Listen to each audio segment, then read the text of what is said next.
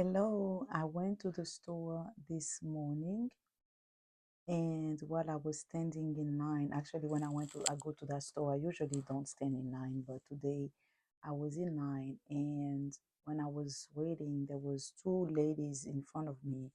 And there was one, she looked like she's probably in her late 60s. I could tell she's already retired by the way she was talking and the things she was saying. And she was asking a friend, she was talking about, if she's able to use um like the assistant check. She mentioned something, with the check, and she was afraid that the check would not go through, but then there was a name on it. Anyway, it's not really the point. She was just concerned about, being able to pay for groceries, and if the check that she had would be accepted. And as I was standing in line and I was just waiting for my turn, I was just thinking, I had this random thought, not so random, but I was thinking, what was this woman, saying to herself or thinking when she was in her 20s, in her 30s, in her 40s? I just couldn't stop but to wonder. I couldn't help really but to wonder, what dreams did she have? Did she ever think that she would find herself in this position, standing in line and wondering whether the help check that she got will be accepted? Or anyway, I was just thinking about it. I was just thinking, like, and I just can't stop. I was like, this is really something that we see so often. When we sit down and we talk with our people, we talk with our clients, and then we realize that when we think about retirement, the only thing that we think about is the age. We think about, oh, I'm not going to have to work anymore.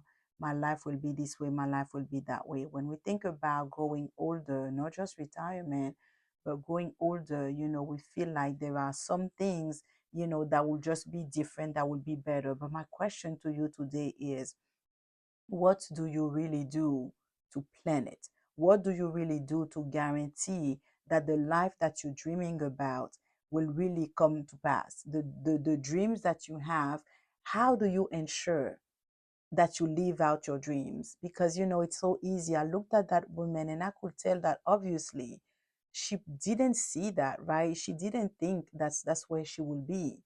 Nobody really, expect to find themselves in this type of situation, but here she was.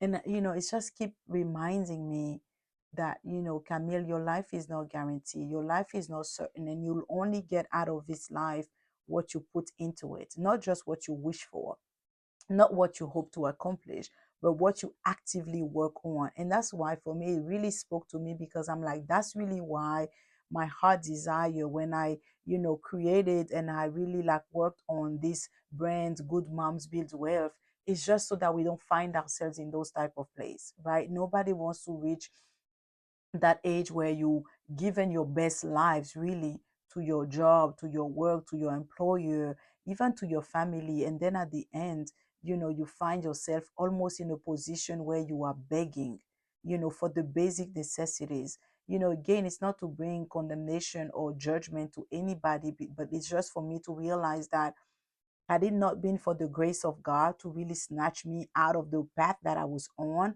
I would certainly find myself, in the same predicament. Because, it's easy to assume that, oh, I have time. I'll get there. I'll think about it. Or, or that's how much I'm going to make. I will retire on this amount of money. Or when I'm this age, this is where I will be. But what do we do really to make sure? How do we plan? So when we talk about financial planning, for me, most importantly, as a believer, it's not just about planning just so we can have a lot of money and we can do whatever, but it's also a reflection of our faith. It's also, the trust that we put in God, in his word, because his word is clear and it tells us that the hand of the diligent shall bear rule, right? The hand of the diligent bring wealth, but the lazy one will bring poverty. And we may say, but she's not lazy because she worked. I'm assume she worked, like probably all of her life. But it's not just working, it's how you work, right? Do you work on every area, or do you just work on your job? Do you work on yourself? Do you work on, like your financial future? Do you work on your dreams? Do you work on the seed and the idea that God has planted in your heart? Because if we don't work on those things and all we focus about is just working, like, doing a lot of things and being busy and going to the same place and really living life on repeat, but there is no thought into what we do, there is no intentionality about, the steps that we are making and we're taking, then how can we guarantee that we will not be the one standing in line wondering if a check that we got will go through or not, living really on government welfare? So anyway, I'm not even going to be here long because my point wasn't even to get on in the first place, but it really, like highlighted, right, the mission. It really emphasized, the passion that's in my heart, and why I know that at the time such as this time, we can no longer sit idle, right? We can no longer, watch passively and just be observer. We have to be active participant, but not just active, but knowing exactly what is the field that God is assigning to, and whatever God is showing you, I really encourage you to just step out in faith and just do it.